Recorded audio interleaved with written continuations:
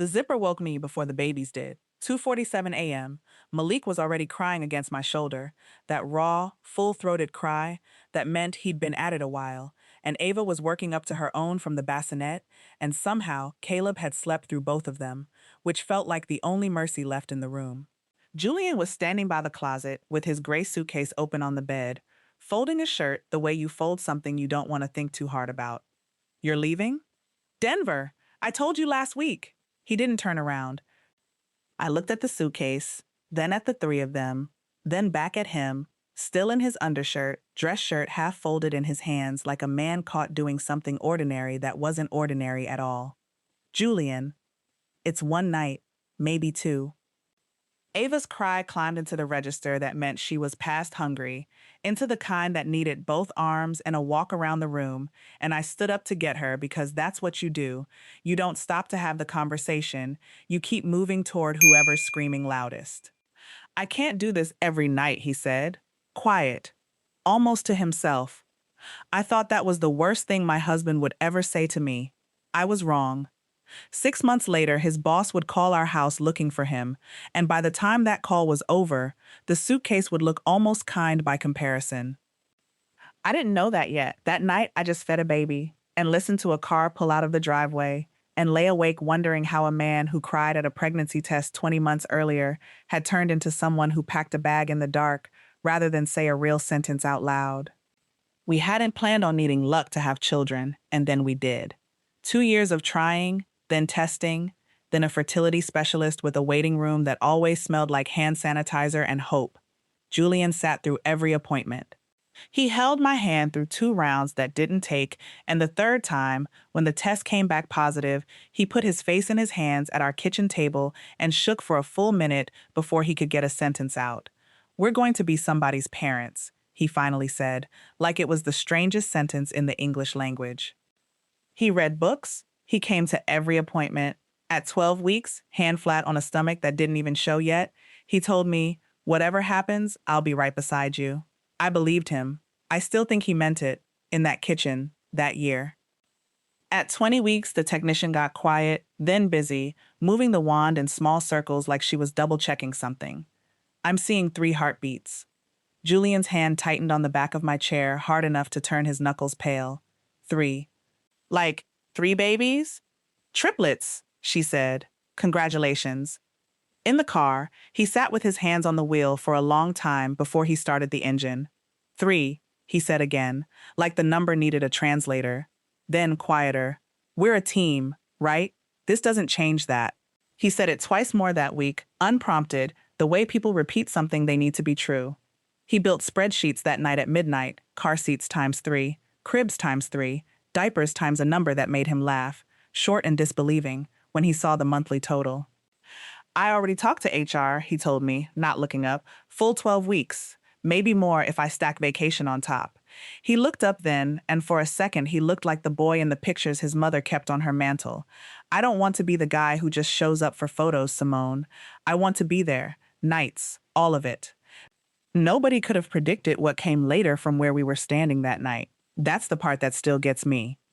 They came 6 weeks early, in March, after 11 hours of labor that turned into an emergency C-section because Ava's heart rate kept dropping with every contraction.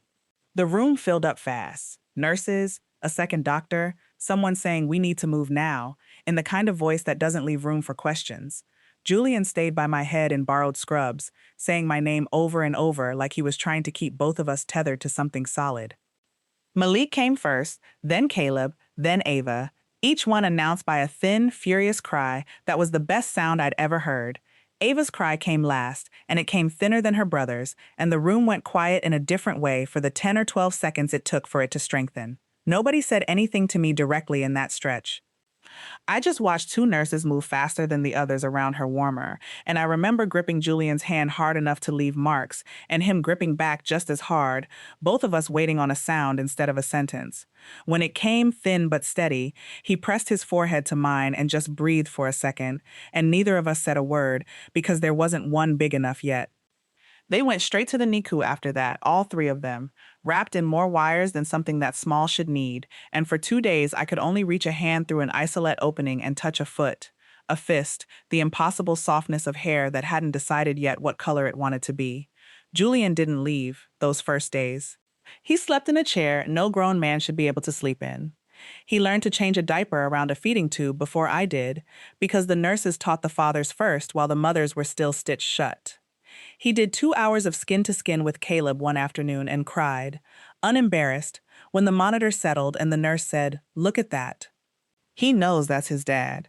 One of the nurses, a woman named Carol who'd worked that unit longer than I'd been alive, caught me alone on day 8 while Julian was in the cafeteria. "I see a lot of fathers come through here," she said, not looking up from Ava's monitor leads.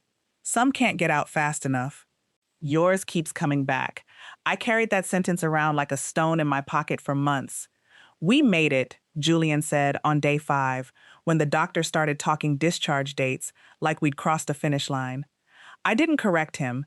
I didn't know yet that his finish line and mine were 2 different races. Even in those first days, the 3 of them were already separating into people, instead of just the triplets. Malik cried the hardest and longest, full-bodied and furious, and settled fastest against a chest. Any chest, like his whole nervous system ran on contact. Ava was quieter but stubborn, refusing a bottle held at the wrong angle, arching away from it with a stern little face the nurses said reminded them of a tiny executive rejecting a bad proposal.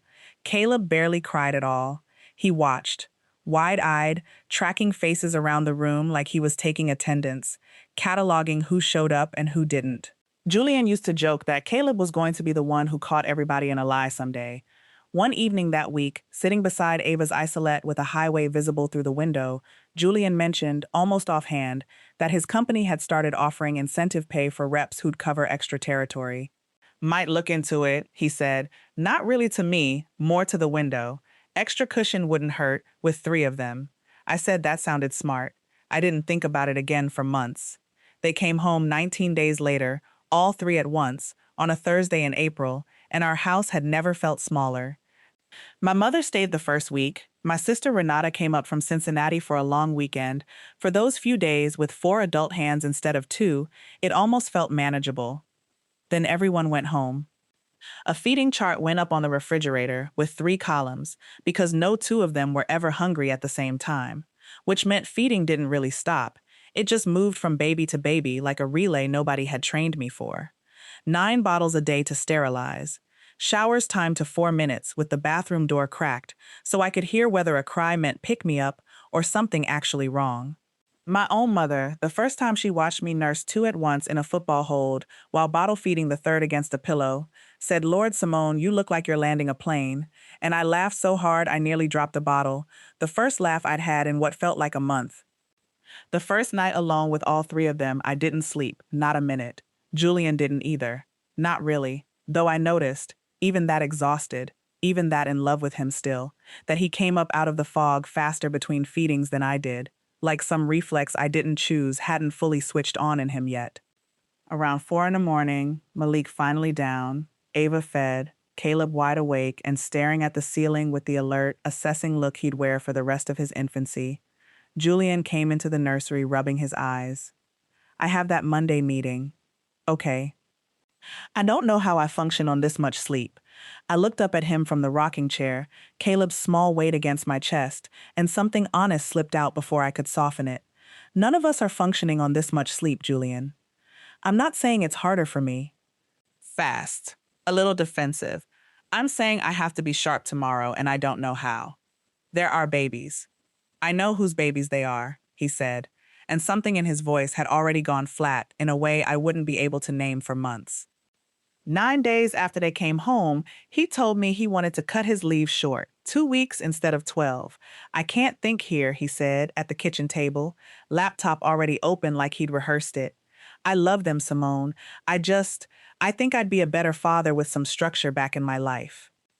I was standing at the stove with sterilizer steam fogging my glasses, running on 4 hours of sleep spread across 2 days, and some tired, generous part of me thought, maybe that's just what it looks like for some men.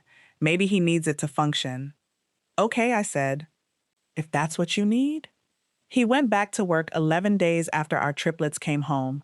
I didn't know yet that "I can't think here" was the first brick in a wall he'd spend the rest of the year building, one reasonable sentence at a time.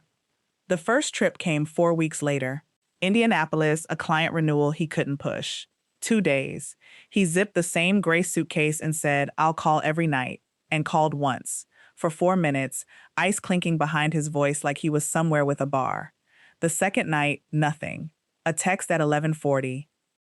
"Long day, dead on my feet, talk tomorrow." I sat up that night with Malik on my shoulder and 3 bottles lined up on the counter that I'd sterilized and had no one to hand off to, and looked at that text longer than it deserved. I picked him up from the airport myself that first time, all 3 of them loaded into the double stroller with Malik strapped to my chest besides, because I still wanted, back then, to make an occasion of him coming home. I stood under the arrivals board watching flight numbers flip over, and when he finally came down the escalator, he looked like a completely different species of tired than I was. Not the hollow gray kind. The kind you get from actual sleep, actual meals, an actual uninterrupted shower. He hugged me with one arm, the babies with the other, and said, "I missed you guys so much," in a voice that sounded like he meant it, which somehow made the rest of it harder to sit with, not easier. He had color in his face I hadn't seen in weeks.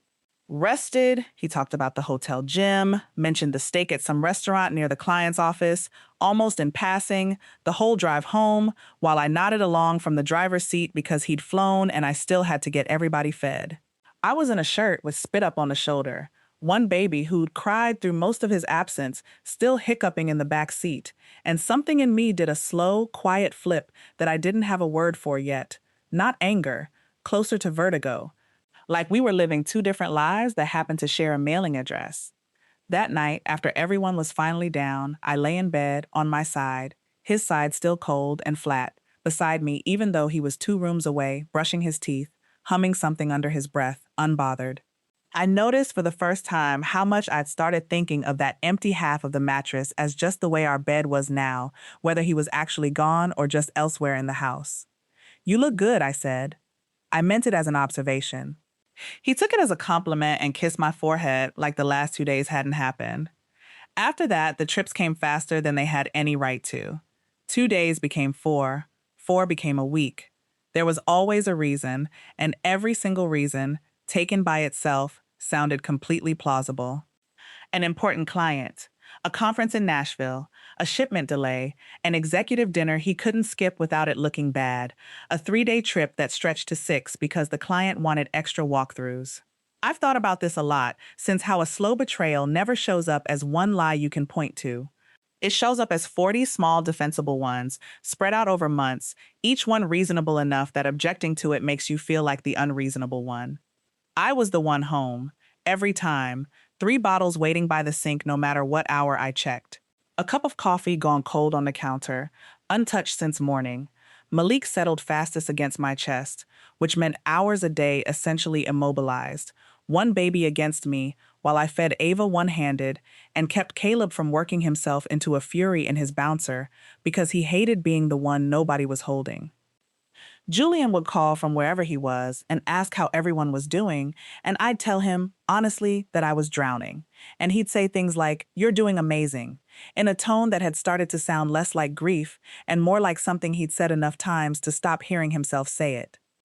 "When do you think the trips slow down?" I asked once, Ava screaming in the background loud enough that I had to raise my voice. "Soon, just a busy season." Every season turned out to be a busy season. I found out about the extensions by accident, the way I found out about most of it.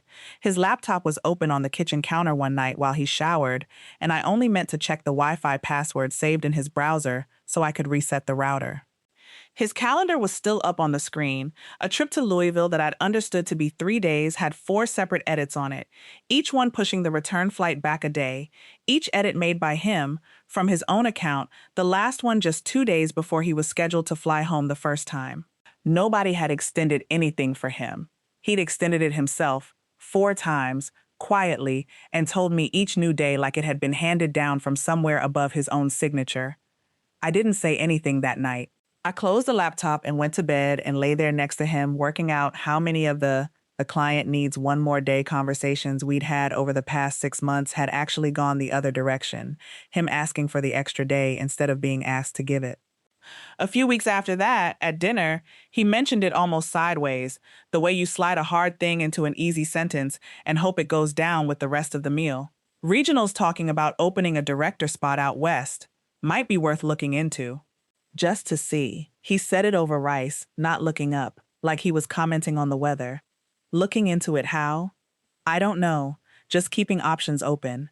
He caught my expression and added, too quickly, "It's nothing serious, Simone. I'd obviously talked to you before anything actually happened." I let it go that night, mostly because Caleb started fussing and the conversation dissolved the way most of our conversations did by then, interrupted by somebody smaller and louder than either of us. I didn't forget it, though. I started a note on my own phone, nothing dramatic, just a running list of small sentences that didn't quite fit the man I thought I'd married. That was the second thing on it. The first receipt fell out of his jacket pocket in June, while I was sorting laundry with a bottle in one hand and Caleb in the other. Marriott, Fort Wayne. He told me Indianapolis that week. Fort Wayne and Indianapolis are 2 hours apart, different territories. As far as I understood his job, not a rounding error. I didn't say anything that night. I brought it up 2 days later, folding onesies, not looking up. I found a receipt from Fort Wayne. I thought you were in Indianapolis. He didn't even pause his fork. Client moved the meeting last minute. Regional office is actually in Fort Wayne. I probably said Indianapolis out of habit. That's usually where I stay for that account. It made sense. Boring, forgettable sense. I nodded and kept folding, and the part of me that had sat up straight lay back down. Something else, some quieter part, didn't lie back down all the way. It just started watching. There was a pediatrician visit that same week. All three of them lined up on the exam table like a matched set, and Dr. Nguyen, going over Ava's weight gain with real satisfaction, glanced at the sign-in sheet and said, "Just you today?" I told her Julian traveled for work. She nodded, still charting, then said, not unkindly, "You'd be surprised how many dads make these, even the busy ones. It's good for them too, seeing the numbers move." I said something noncommittal and buckled Ava back into her carrier a little too fast. It wasn't an accusation. It didn't need to be one to land like a small stone dropped straight down my throat. I sat in the parking lot afterward longer than I needed to, 3 car seats full behind me, before I trusted myself to drive. I brought it up at my mother's table that Sunday. The closest thing we still had to a standing family dinner, Renata down from Cincinnati for the weekend, my mother serving greens, like the act of feeding people could fix anything if you did it with enough conviction. "He missed the 12-week appointment," I said the client thing couldn't move. "Has he missed the important ones?" my mother asked. "Or just the routine ones? I don't know anymore what counts as routine when it's 3 of them." Renata set her fork down. "Simone, be honest with yourself for 1 second. Would you accept this explanation from anybody else's husband? It's not that simple." "It kind of is," she said, gentler now. "You keep grading him on a curve because you remember who he used to be. At some point, the curve stops being fair to you." My mother reached over and put her hand flat on the table between us, not quite touching either of ours. "Nobody's saying leave him tonight. I'm saying stop explaining him to yourself better than he's explaining himself to you." I sat with that the whole drive home, Ava asleep in her car seat, Malik fighting sleep the way he always did, like giving into it was a personal defeat. Our neighbor, Mrs. Okafor, who'd raised 4 kids in that same house decades earlier, started leaving foil-wrapped plates on the evenings his car was gone, which by July was most evenings. She never said anything pointed. One afternoon, watching me juggle Ava on one hip while I signed for a package, she said, gentle as anything, "My late husband traveled for work too. Baltimore mostly. He always found his way home for the hard part." She didn't say what she meant by the hard part. She didn't have to.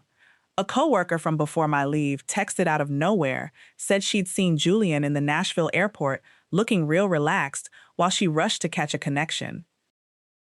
He didn't mention y'all had triplets at home. He was just talking about how much he loves this new territory. I read that message 3 times before answering with something vague, and then sat with my phone in my lap turning over one phrase. He loves this new territory. Like a stone I couldn't skip across the water. And then, right when I'd almost talked myself into believing the worst of him, he'd do something that made me feel small for thinking it. There was a Saturday in late July, no trip scheduled, when he loaded all three of them into the double stroller by himself before I was even out of bed and took them to the splash pad 2 neighborhoods over, just so I could sleep past 7 for the first time in months. I woke up to a photo he'd sent, Caleb shrieking with delight under a spray of water, Ava scowling at the sun, Malik asleep against his chest in the carrier despite the noise. Didn't want to wake you? Go back to sleep? We're good. I lay there looking at that picture for a long time, something in my chest loosening that I hadn't realized was clenched. Maybe I'd been too hard on him. Maybe this was what it looked like, a man finding his footing slowly, in his own time, in his own way. He was gone again by Wednesday. A trip he mentioned Monday night almost as an afterthought, like the splash pad had been a down payment he considered already spent. I didn't say anything when he told me. I just felt something in my chest tighten right back up to where it had been before the photo, faster than it had taken to loosen. By August, the perfume showed up.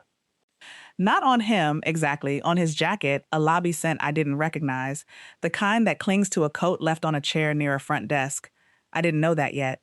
What I knew that week was that he'd started keeping his phone face down even at home, even on the couch, and that he'd changed his passcode sometime in May without mentioning it. The restaurant receipt turned up that same week, folded small in his jacket pocket where I found it reaching in for a stick of gum, 2 entrees, a bottle of wine that cost more than our grocery budget for the week. A city he told me he wouldn't be anywhere near, a steakhouse I'd never heard him mention before or since.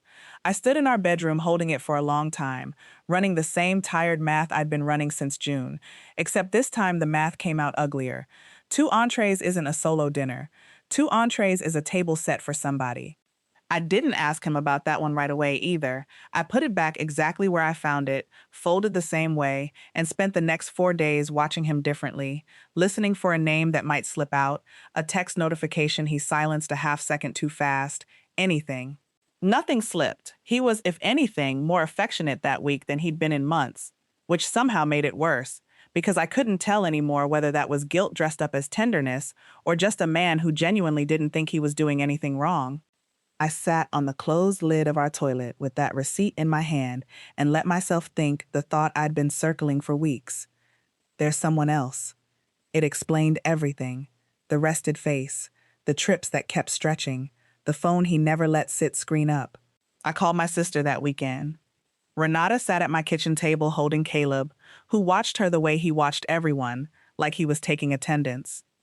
"You think he's cheating," she said, not a question. I don't know what I think.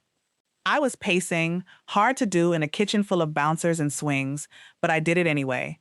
The receipts don't match. He's happier out there than here.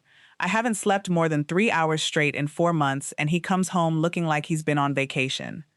Have you asked him straight? Every time he's got an answer ready. Good ones. Reasonable ones. Never a lie I can actually catch him in. Do you want me to find out? I know somebody who does this kind of thing. No, faster than I meant to. If I do that, and I'm wrong, I don't know how I come back from it. I need to find it myself. We still shared a phone plan back then, which meant I still had access to the location sharing app we'd set up years earlier, back when it was a cute thing couples did instead of anything either of us thought we'd ever actually need. I checked it once, late, after Renata had gone home, half expecting to feel like a different kind of woman for doing it. His dot sat steady over a hotel a few blocks from where he'd said the conference was, which should have been a relief. Instead, I just sat there, staring at a blinking blue circle on a map, thinking about how strange it was that I now needed a satellite to tell me where my husband was sleeping. I spent the next week building what I privately called, in the part of my mind that felt more like a private investigator than a wife, the file. Old photos he'd been tagged in, a group shot outside a restaurant in Louisville, arms around each other, the loose way people stand after a few drinks, a coworker named Kayla on his left, laughing at something out of frame. I zoomed in on where his hand was. I scrolled through months of her posts looking for a shared location, a joke that landed too easy, a comment that lingered a beat too long. I found nothing. Ordinary work friendliness, the kind that exists in every office in America. I brought it up anyway, weeks later, casual as I could make it. Kayla was on the Louisville trip too, right? Yeah, whole group went out after the dinner. He didn't flinch, kept folding laundry. Why? No reason, saw a picture. Something almost hurt crossed his face, like he understood exactly what I'd been thinking and it stung him. It's not like that, Simone. I promise you it's not like that. I believed that part even then. It didn't make the rest of it hurt less. The confirmation, when it came, wasn't the one I'd braced for. I'd started reading our bank statements line by line instead of skimming, and in August I found a hotel charge 2 hours from where he'd said he'd be, on a night he'd told me he was staying in for an early meeting. I called the hotel with the confirmation number and asked, as calm as I could manage, whether the room had been booked for one guest or two. One guest, the woman on the phone said. Mr. Cole, checked in alone, checked out alone. I sat with that a long time after I hung up. One guest. It should have been a relief. Some tired part of me had been bracing for two guests for weeks. Instead, it just changed the question. If there was no woman, why did he keep leaving? Why the rested face, the extending trips, the phone turned face down in a house where the only other adult was too tired to look at it? I'd spent 2 months bracing for an affair. What I found instead didn't have a name yet. A man, alone, city after city, choosing anywhere that wasn't his own house. I called Renata that same night, and for once I heard her go quiet on the other end of the line, which almost never happened. So there's no other woman, she finally said. No. Then I don't understand why keep leaving. I don't know. I was standing in the kitchen with the phone wedged against my shoulder, sterilizing bottles out of pure habit, hands moving without me telling them to. Part of me wanted it to be an affair, Renata. Isn't that awful? At least an affair has a reason. At least an affair is a story that makes sense. This doesn't make sense. He's not running to anything. He's just running. Maybe that's worse, she said quietly. A woman you can hate. This, I don't even know what you're supposed to do with this. I didn't either. I hung up that night with a new question sitting where the old one used to be, and no idea yet how much bigger it was going to get before it got any smaller. Something in me changed shape after that call, quietly, the way a habit changes before you notice you've picked it up. I stopped waiting to stumble onto things. I started a real folder of my own, separate from the note on my phone, and every few days I'd sit down after the babies were asleep and go looking on purpose. Bank statements first, then his calendar, whenever the laptop was left open. I told myself I was just trying to understand him. Some nights that was even true. Caleb had a rough night about a week after that call. Nothing worked. Not the bottle, not the pacifier, not the sound machine. I was on my third circuit of the living room at midnight when Julian, home for once, got up without being asked and took him from my arms. Go sleep. I've got this one. I stood in the hallway longer than I needed to, watching through the crack in the door as he walked Caleb in slow loops, humming something off-key, patient in a way I hadn't seen from him in months. An hour later, I woke to find them both asleep in the rocking chair, Caleb's fist curled in his father's shirt. I stood in the doorway a long time. Maybe I was wrong about all of it, I thought. Maybe this was just a hard stretch and he was finding his way through it. The next morning, his phone buzzed at breakfast. He read it, smiled, and said, "Regional wants me back in Louisville next week." I told them I could do it. Just like that. No hesitation, no mention of asking first, like the man from the rocking chair the night before had already checked out of the building. I didn't say anything. I just felt the floor tilt a little. In September, there was a company dinner, a steakhouse downtown for the regional sales team and spouses. I hired a sitter, wore a dress I hadn't fit into since before the pregnancy, and stood next to Julian making small talk with people whose names I forgot within minutes. A director named Grant clapped him on the back and said, "Loud enough for half the table, this guy. Most requested travel schedule on the whole team. I keep telling the other reps, take a page out of Cole's book." Julian laughed along with the table, easy practiced, and reached for his water instead of my hand under it, and I watched him do it and thought, not for the first time, that I couldn't remember the last time he'd reached for my hand in a room full of people instead of an empty one. Later, in the ladies' room, a woman I recognized vaguely from Julian's team, married to one of the other reps, reapplied her lipstick next to me at the mirror and said, out of nowhere, "You've got triplets at home, right? I don't know how you do it with him gone so much." I said something polite about managing. She glanced at me in the mirror, not unkind, just direct in the way strangers sometimes are when they've had 2 glasses of wine and no reason to be careful. My husband said, Julian's the only one on the team who keeps asking for more territory instead of less. Most guys are begging to get home sooner. She capped her lipstick and smiled like she hadn't just handed me something heavy and went back out to the party, and I stood there a minute longer than I needed to, watching myself in that mirror, before I followed her out. Most requested, I said later, in the car, watching streetlights slide across the windshield. What did he mean by that? Grant exaggerates everything, just means I'm good at my job. I let it go that night. I didn't forget the phrase, requested, not assigned. I added it to the list on my phone, third line under options open, and sat in the driveway a minute after he'd already gone inside, just looking at the two of them together on the screen.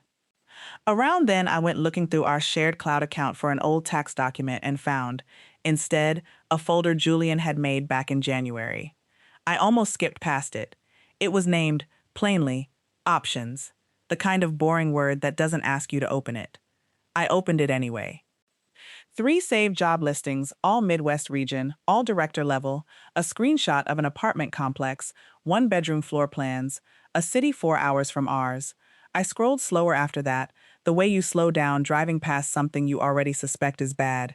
A calendar reminder, dated the same week. Call recruiter, West Territory. January. I sat back on my heels and did the math twice, because I didn't trust it the first time. We hadn't known about the triplets in January. We'd barely known about one baby. Nobody had told him yet what 3 newborns were going to cost him. I found the message a few minutes later in a thread with his college friend Terrence, one I only had access to because we'd shared passwords back when there was nothing worth hiding. Same week, same month. Man, I don't know if I'm built for this. Julian had written, Simone's gonna be incredible at it. She already knows what she's doing. Work's gonna be my out anyway. Gives me somewhere to be that makes sense. I read it twice. Then I closed the laptop and sat in the dark of the nursery for a while, Ava's sound machine hissing in the corner, and didn't get up for a long time. I called his mother in October. Denise had never been anything but warm to me, from the first dinner Julian brought me to, years back. I didn't call to accuse her of anything. I called because I needed someone who'd known him his whole life to help me understand the shape of what I was looking at. He's different since the babies, I told her. Not cruel, just gone even when he's home. A long pause.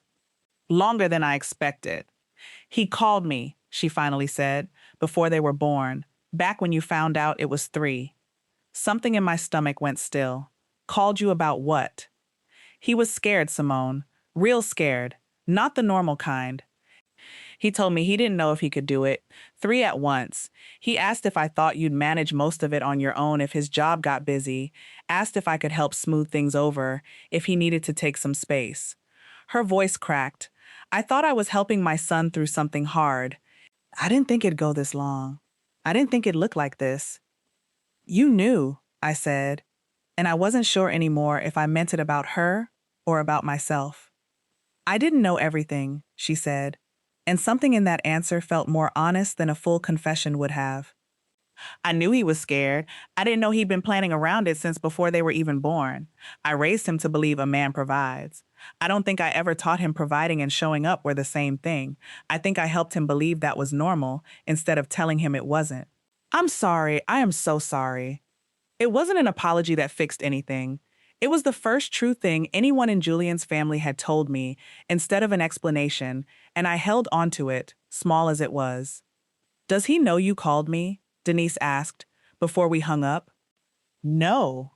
Are you going to tell him? I don't know yet.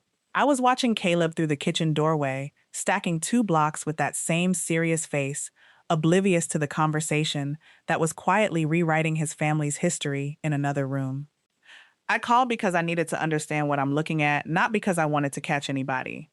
You already caught somebody, Denise said quiet. I think you caught both of us. I didn't argue with that either. The account wasn't an accident this time.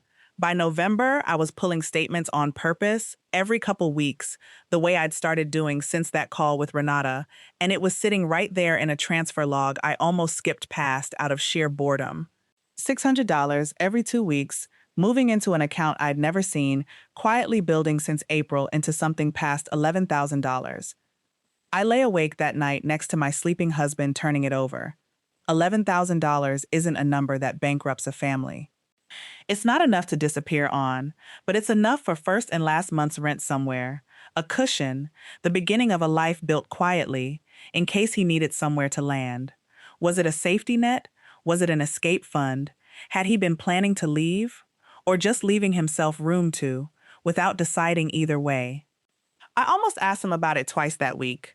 Once at breakfast, watching him butter toast for himself without offering to make any for me, the question sitting right at the back of my teeth. Once at night, his side of the bed already dented and warm, mine still cold because I'd been up walking Ava. Both times, I closed my mouth around it and swallowed it back down, because some part of me understood even then that once I said it out loud, I couldn't unsay it, and I wanted one more piece of proof before I handed him the chance to explain his way around this one too. I didn't know. I still didn't know 3 weeks later when he told me about the trip. That changed everything. 2 weeks, he said, laptop bag already on his shoulder, like the conversation had ended before it started. Corporate wants me out there for a full onboarding cycle, not optional. I was at the counter with Malik on my hip, cruising along the furniture with a new molar coming in, and no patience for anyone. I looked at my husband a long moment. Okay. He blinked. Whatever he'd braced for, it wasn't that. Okay? When do you leave? Tomorrow. He studied me like something had shifted he couldn't locate. You're not going to ask me to stay? Would it change anything if I did? He didn't answer. That was an answer. 2 weeks, I said again, mostly to myself, testing the shape of it. You said corporate wants you, not that you asked for it. They want me, he said, too fast. Okay. I didn't push. I'd learned by then that pushing just handed him more time to build the next sentence.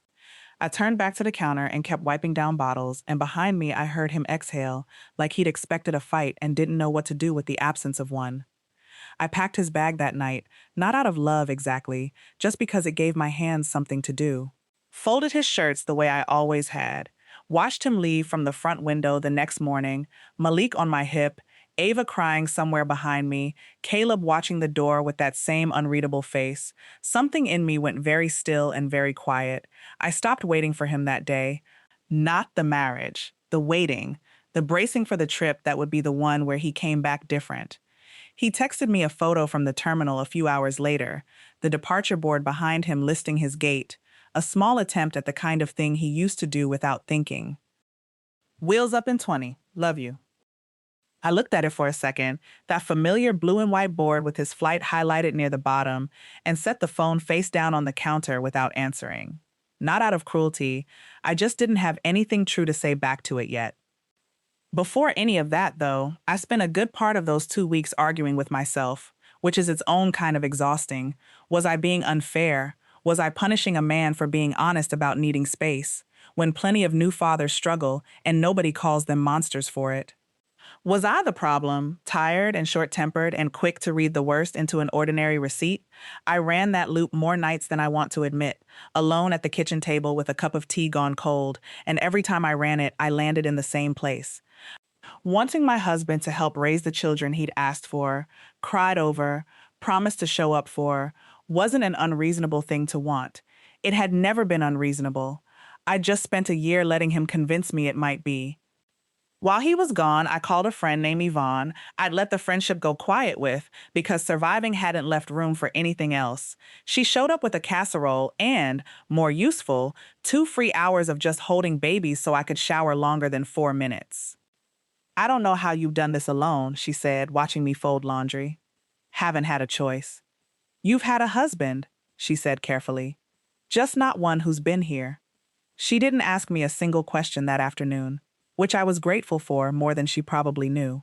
She just held whoever was fussing, refilled my water glass without me asking, and left with the empty casserole dish and a promise to come back Thursday, and did. I started going to a Wednesday mommy group I'd been too tired or too proud to try for months. Almost turned around in the parking lot the first time. Went in anyway. A woman there with twins looked at my double stroller and said, "Triplets, Lord have mercy. However you're doing it, you're doing it." I cried in my car after, not from sadness, just the relief of being seen by someone who understood the math. I went through our finances properly for the first time in months. Wrote down the date and amount of every transfer out of that hidden account. The January folder, the Terrence message, the Fort Wayne receipt, all of it, in a plain notebook I kept at the bottom of the diaper bag where he'd never think to look. Not because I planned to use it against him yet, just because I didn't trust my future self, exhausted and possibly heartbroken, to remember it clearly later. 9 days into the trip, the phone rang. A woman introduced herself as Renee Ashford, Regional Operations Director. "I'm sorry to bother you at home.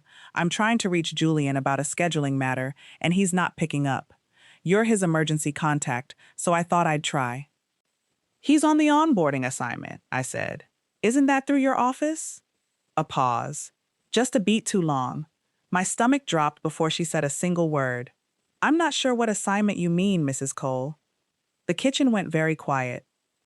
Ava was napping. The boys were on the mat, half watching something so I could take the call in peace. "There's no onboarding cycle scheduled this quarter," Renee said, careful now, like she was realizing mid-sentence she was about to tell a wife something her husband hadn't. "Julian requested extended travel into the Midwest territory back in the spring. He's the one who's kept asking to extend it, trip after trip." "Requested it," I repeated. "For a scheduling matter, what did you actually need him for?" "Just to confirm some paperwork before Monday." "It's not urgent. I can hold it till he's back." A small hesitation on her end now, like she was deciding how much further to go. "I probably shouldn't say more than I already have." "Please," I said. "I'm not trying to get anybody in trouble. I just need to understand what I'm looking at." Nothing for a second, just the sound of her breathing, deciding. She exhaled, the kind of sound a person makes when they've decided the honest thing outweighs the careful thing. "He also asked about a transfer, director-level opening in our Midwest office." "I don't know the details on that side. That's between him and HR, whether it's just him relocating or the whole family. I genuinely don't know that part.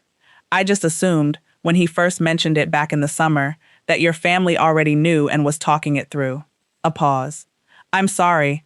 I thought I was just returning a call about paperwork." I sat down slowly at the table. "Thank you for calling," I said, and my voice came out steadier than I felt. "I think there's been a miscommunication on my end."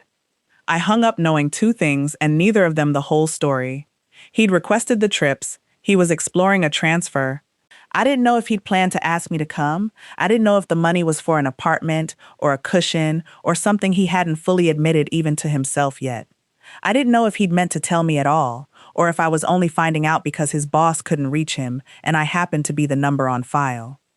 He came home 4 days later, tan again, rested again, a gift shop bag with 3 small stuffed animals for the babies, the kind of gesture that would have meant something to me 8 months earlier and now just looked like a man buying back time he'd already spent somewhere else. I waited until the kids were down. He must have read something in the set of my shoulders because he stopped in the doorway before he even sat. "Renee Ashford called," I said, "while you were gone." I watched the exact second it landed, a small, involuntary flinch, smoothed over almost as fast as it appeared. "Almost. She shouldn't have called you about work stuff. That's not—" "There's no onboarding cycle, Julian. You requested it. All of it." "Simone. Most requested travel schedule on the team. That's what Grant said at that dinner in September." "Requested, not assigned, by you." He didn't try to deny it this time. "Yeah. How long? How long have you been asking for more instead of less?" "Since the spring. Maybe before." He dragged both hands over his face.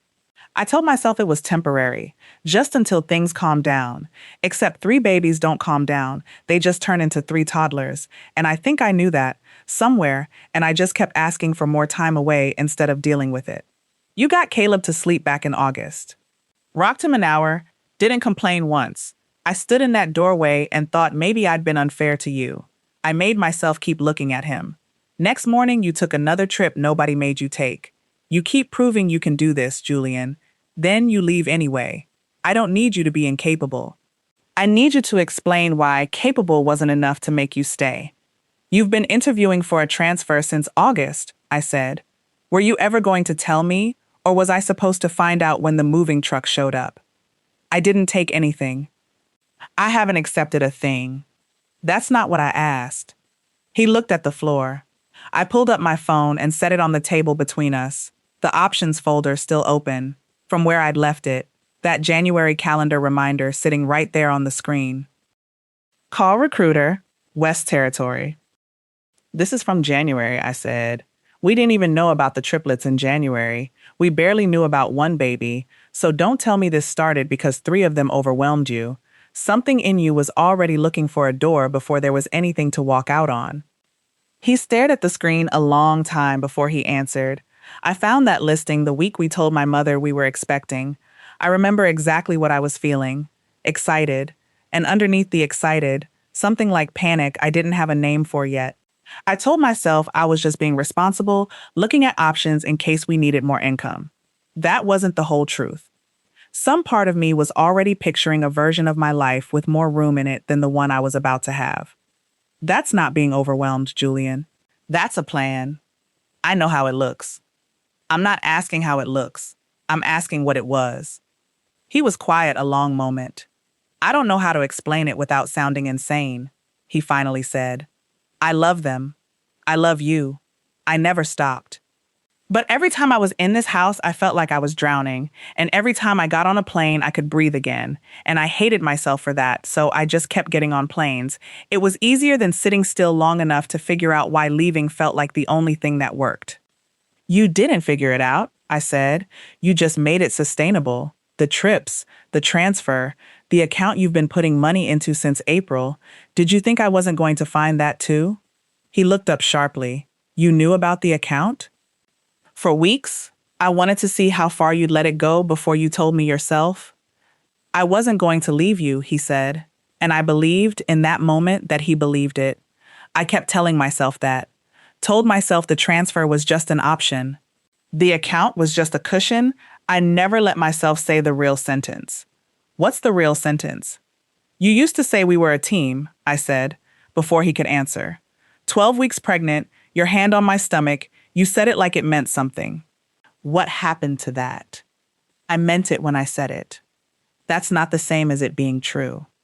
He looked at me a long time before he answered, and when he did, his voice cracked in a way I hadn't heard since the day we found out we were having 3.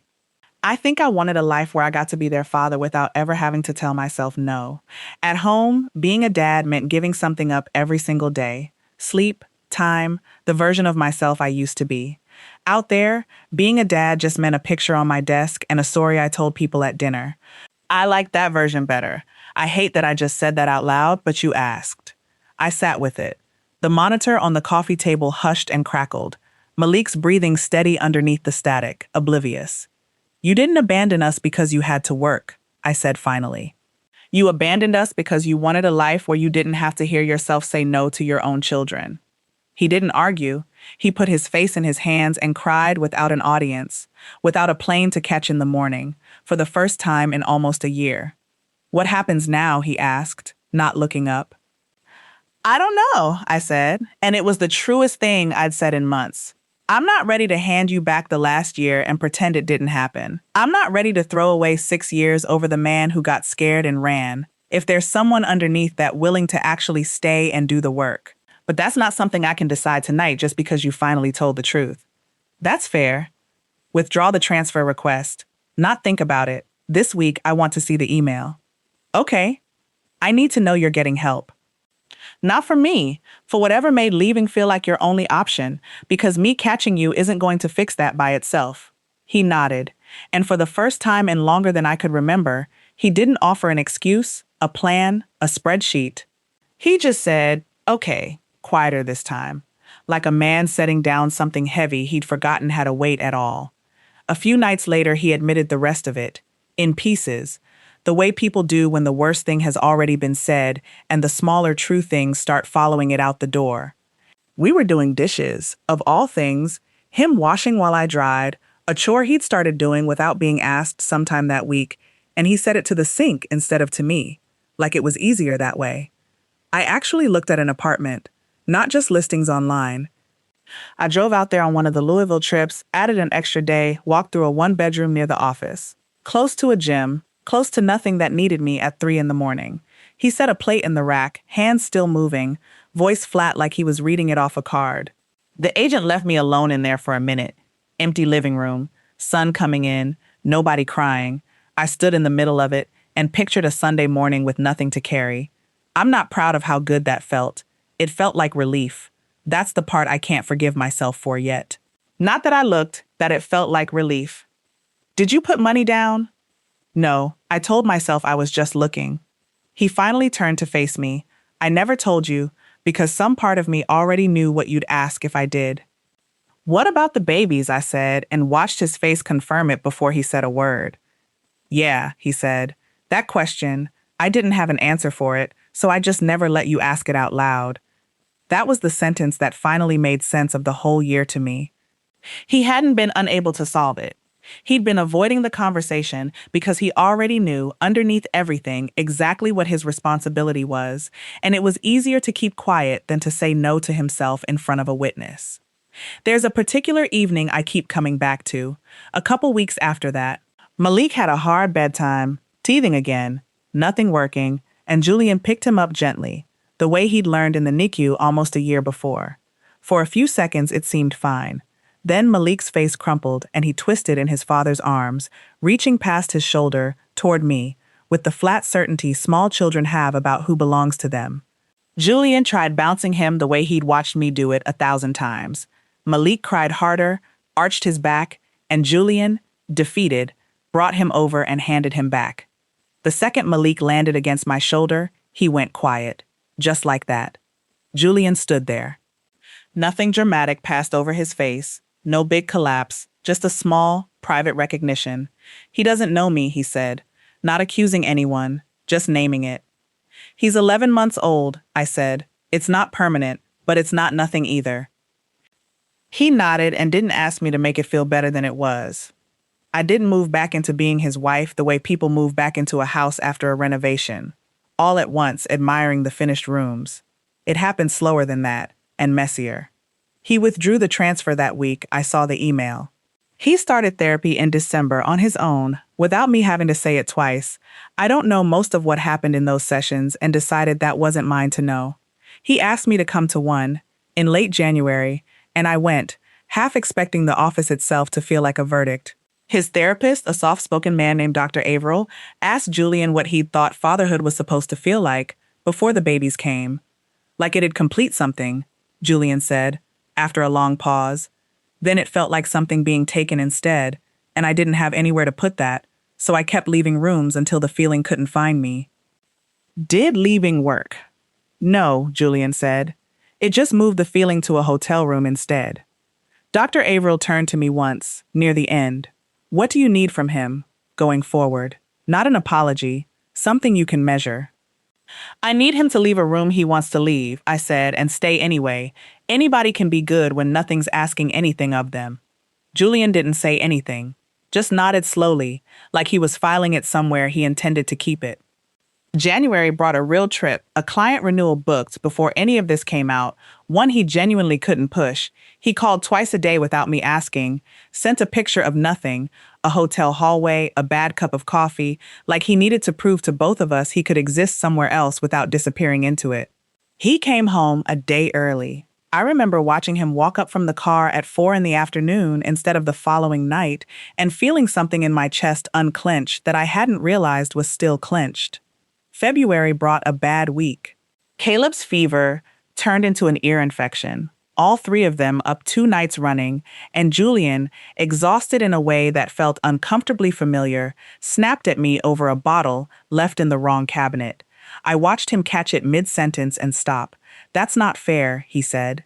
You didn't do anything. I'm tired, and tired doesn't get to turn into cruel anymore. I promised myself that. Small moment. Mattered more to me than almost anything he'd said in the months before it. I didn't tell him I forgave him that week, or the week after.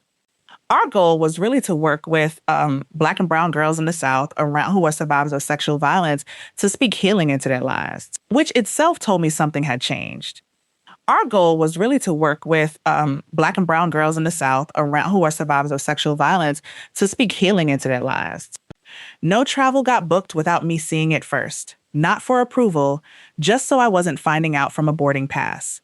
He took the overnight shift with the teething and the fevers, not as a favor, as his half. Any conversation about his job that touched our family happened at our kitchen table, not in a hallway with his bag already packed. He agreed to all of it without negotiating, which told me something too. My mother came by the week after the confrontation, and I told her most of it, sitting at her kitchen table the way I had all those months earlier when I was still calling it a suspicion instead of a fact. "So what happens now?" she asked. The same question Julian had asked me in the dark 2 nights before, except it landed completely differently coming from her. "I don't know yet." "That's all right." She got up and started pulling flour and butter down from the cabinet, the way she does when she needs her hands busy to keep talking. "You don't owe him a decision on his timeline. You spent a year finding things out on your own. Take your own time deciding what to do with what you found." "I keep waiting to feel like myself again," I said, "like the version of me from before all this." She glanced back at me, hands still working the dough. "Baby, that woman's gone. You're not getting her back. And I don't think you'd even want her if you could. You're building somebody new. Just make sure you're the one doing the building, not him." I also didn't wait around to find out whether he meant it.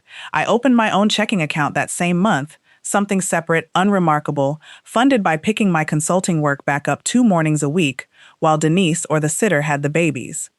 My first client back was a small nonprofit that needed a newsletter redesigned. Nothing glamorous, but I remember sitting at my laptop that first morning, coffee still hot, nobody needing anything from me for 90 straight minutes, and feeling something in my chest settle that had been unsettled for the better part of a year. It wasn't about the amount, it was about knowing that if I ever needed to stand up and walk out of that kitchen for good, I wouldn't need his signature on anything to do it. I never told him about that account either, not because I was hiding something the way he had, but because it was mine to have and mine alone to explain, if I ever needed to. By May, there was a night I actually chose him again, out loud, on purpose, instead of just failing to leave. We were on the back porch after the kids were finally down, and he asked, carefully, like he still expected the answer to be no, whether I thought we were going to make it. I didn't answer right away. I thought about the rocking chair, the suitcase, the file on my phone, the $11,000, the year I'd spent doing the math on a man who wouldn't do it with me.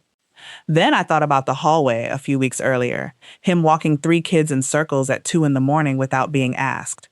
"I think we're going to make it," I said, "because you finally decided to, not because I decided I couldn't survive it if you didn't."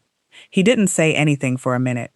Then he reached over and took my hand, the way he had that day at 12 weeks, and this time I let myself believe it meant something closer to what it used to. Not everything. Enough. Some weeks later, Denise started coming by more, not to smooth anything over this time, just honestly. She'd sit on the floor with the babies an hour so I could nap, and once, folding a basket of tiny socks, she said, "I spent so many years protecting Julian from consequences. I think I forgot consequences are sometimes the only thing that teaches a person anything, not making that mistake twice." I didn't have an answer for that. I just squeezed her hand. She started calling Julian on it too. In small ways, ways I hadn't seen her do before. When he mentioned, offhand at Sunday dinner, that a colleague had asked if he wanted in on another regional project, she set her fork down before I even had the chance to react. "And what'd you tell him?" "Told him I'd have to check with Simone." "Good," Denise said. "Keep checking." It was such a small exchange, over green beans, nobody raising a voice, and it did more to convince me something had actually shifted in that family than any of the apologies had. We took the triplets back to the hospital that June for the NICU's annual reunion for its graduates, a hallway of balloons and families who all understood exactly what the others had survived to get there. Carol was still on that unit. She spotted me before I spotted her. "There's my landing a plane mama," she said, which made no sense until I remembered telling her that story once, half dead on my feet, back in month 2. She watched Julian carry Caleb on his shoulders down the hall, Ava on my hip, Malik toddling ahead like he owned the place, and said, quieter, just to me, "Looks like he stuck around." "Some days better than others," I said. "That's most marriages, baby." She squeezed my arm and went back to her rounds. Last month, Ava held her arms up at bedtime and said, "Clear as anything, Dada, up," small sentence. Months earlier, in that same nursery, Malik had twisted away from him reaching for me. This time, I watched Julian lift her, saw him glance at me for half a second like he needed to know I'd seen it too. I nodded. I had. Some debts get paid back slowly, in 100 small transactions nobody else is keeping score of. That was one of them. I still notice when he's 5 minutes later than he said he'd be. I still feel the old flicker when his phone buzzes and he doesn't turn the screen my way fast enough. I've made peace with the idea that some of that watchfulness might just live in me now, the way a bone sets a little crooked even after it heals. I don't organize my whole life around it anymore, though. I don't stand at the window. I don't do math on his excuses at 2 in the morning. There was another night not long ago, 3 of them up at once for no reason anybody could name, the kind of night that used to end with me alone in a rocking chair and a suitcase zipper somewhere behind me in the dark. This time, Julian got up before I did. Took Malik first, then Ava, jostling one on each hip in the hallway light, while Caleb fussed in the crib waiting his turn. "Go back to sleep," he said. "I've got them." I didn't trust the sentence right away. I lay there a minute listening for the sound of a suitcase, some old reflex checking the room for an exit that wasn't there. There wasn't one, just him, walking 3 kids in slow circles down the hall, humming something off-key, patient in a way that finally, after everything, looked less like a performance and more like a habit he'd built on purpose. I lay back down. The gray suitcase is still up on the top shelf of our closet, mostly empty now except for a couple of sweaters we never wear. I don't think about it much these days. When I catch sight of it reaching for something else, it just looks like a suitcase. There's a photograph on the refrigerator from this past spring. Julian on the living room floor, all 3 of them climbing over him at once, laughing with spit up on his collar. The messy kind of laugh, not the kind he used to bring home from hotel bars.